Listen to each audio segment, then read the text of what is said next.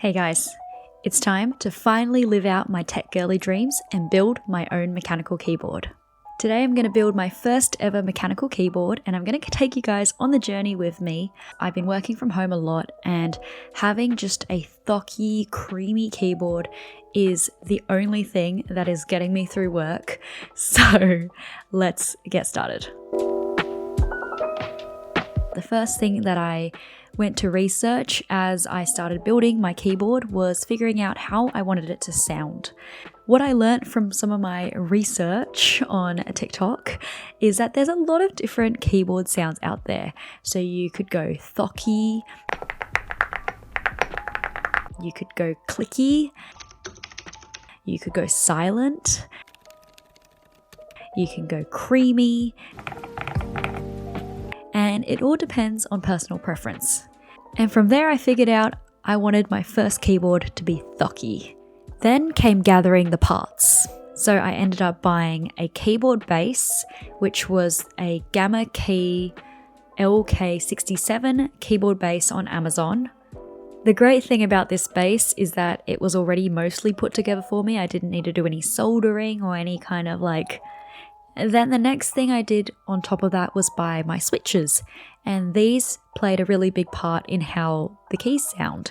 So I bought the Acco Cream Yellow V2s, which have a very creamy kind of sound to them that I really liked.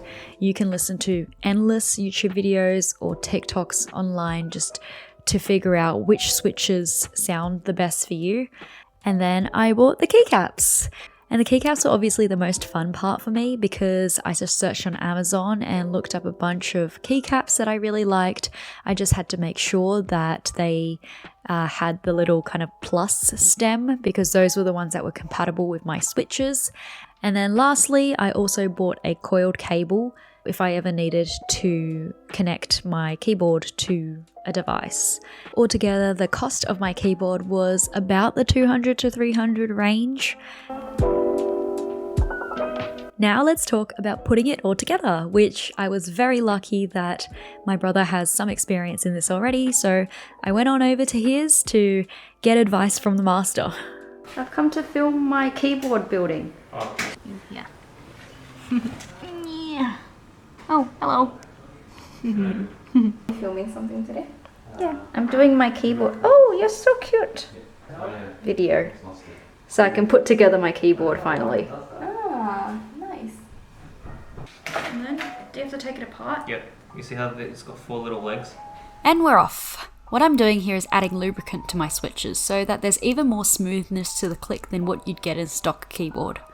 To take apart the switches, you do need some special keyboard tools.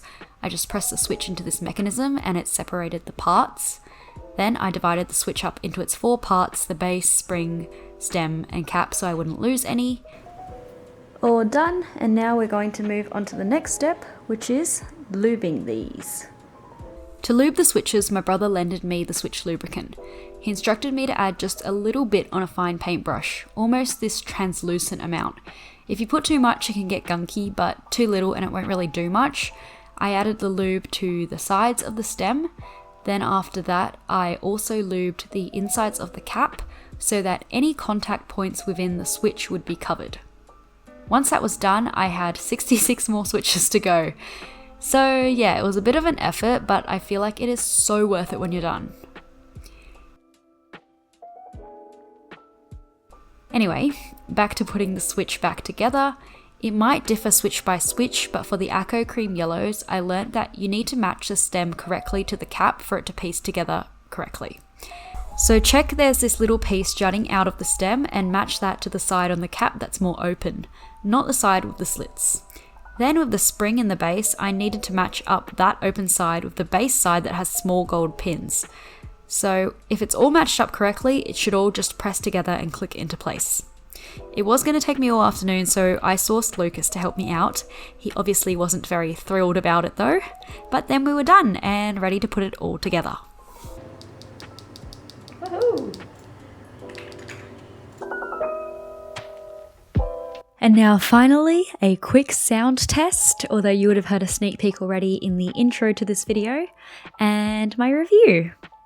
I am absolutely in love with this keyboard. I have been using it. I've actually been using it quite a lot in the last few weeks, especially at home, and it has been such a nice kind of satisfying sound when I'm typing, and I feel so productive for work. So it's definitely a great motivator for working. I think even just that tiny tweak of lubing up the switches did wonders for it, and really gives you more of that ASMR like thocky type of feeling. So that was definitely worth my time, although it did take a really long time. I know there's things I can do around taping and foam replacements and all of that, so maybe I'll try that in a follow-up. But for now, I am super, super happy with my keyboard, and I think I'm a little bit addicted. So you may see this collection just continue to grow in the future.